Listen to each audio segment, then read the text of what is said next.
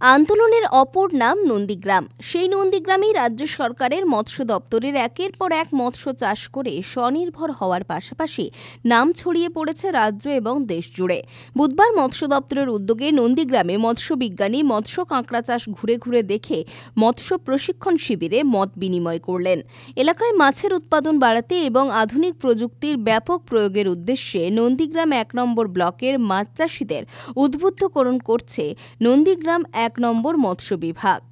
Senior scientist doctor প্রতাপ কুমার মুখোপাধ্যায় নন্দীগ্রামের মৎস্য কাঁকড়ার খামারগুলি ঘুরে দেখেন। আজকে নন্দীগ্রাম ব্লকে এসে এফিও সাহেব সুমনবাবুর সাথে বেশ খানিকটা সময় কাটলো। তার মধ্যে প্রথমে আমরা গেলাম এক অভিনব একটি চাষ দেখতে।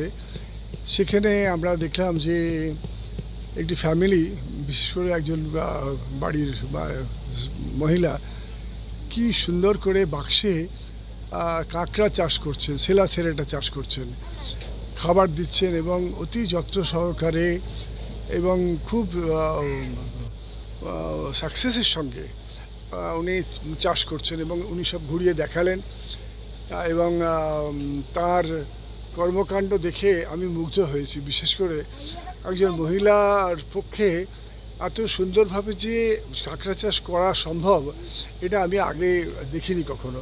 কাঁকড়া চাষ আমি দেখেছি অনেক, কিন্তু সবটাই এটা পুরুষদের দ্বারা পরিচালিত ছিল, কিন্তু খুব সুষ্ঠুভাবে উনি করছেন। কেন্দেমারি গ্রামের অতসী মাইতির বাড়ির পুকুরে মাছ চাষ সহ নব প্রযুক্তিতে ভাসমান বাক্সে কাঁকড়া চাষও ঘুরে দেখেন।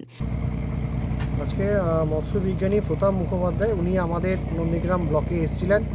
এসে আমাদের মাছ চাষের ক্ষেত্রগুলো, কাঁকড়ায় যে বাক্সে চাষ হয়, প্লাস আমাদের প্রশিক্ষণ শিবিরে অংশগ্রহণ করে মাছ চাষিদের সাথে মত বিনিময় করলেন।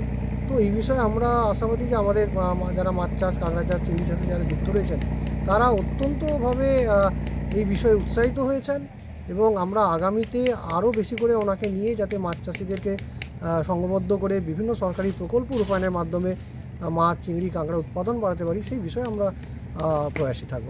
এরপরে মাছ চাষে বৈজ্ঞানিক পদ্ধতি এবং অনুশীলনের ওপর ৩ দিনের দক্ষতা উন্নয়ন প্রশিক্ষণ কর্মসূচিতে যোগদান করেন ব্লক অফিসে। সেই ব্লক অফিসে আজকে ওনার যে আয়োজন ছিল একটি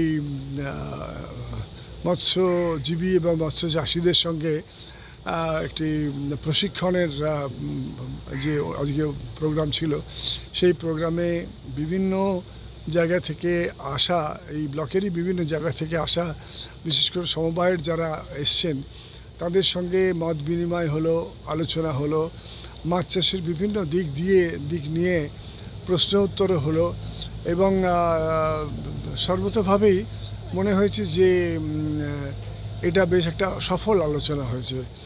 আরও হয়তো অল্প সময় কিছু দিতে পারলে ভালো হতো, কিন্তু যেটুকু দেখলাম যে যারা এসেছিলেন তারা খুব আগ্রহের সঙ্গে শুনলেন এবং প্রশ্ন করলেন এবং তাদের কাছে বোঝাতে চেয়েছি যে মাছ চাষ শুধু লাভজনক নয়, পুকুর একটি সম্পদ হিসেবে গ্রহণ করে নিলে এবং নিষ্ঠাভরে যদি মাছ চাষ করা যায় তাহলে স্বনির্ভর কর্মসংস্থানের দিকটা খুব ভালোভাবে অন্তত তুলে ধরা যাবে যদি এই মাছ চাষের মাধ্যমে।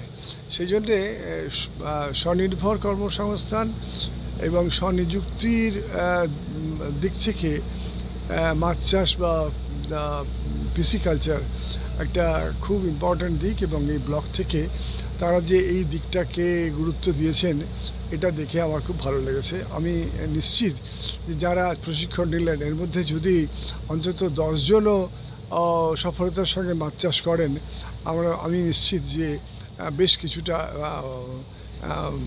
মাছের ফলনের উন্নতি তো হবেই, সেই সঙ্গে সঙ্গে তাদেরও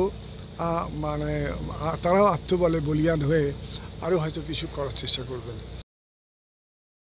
ব্যুরো রিপোর্ট, খবর BCBS।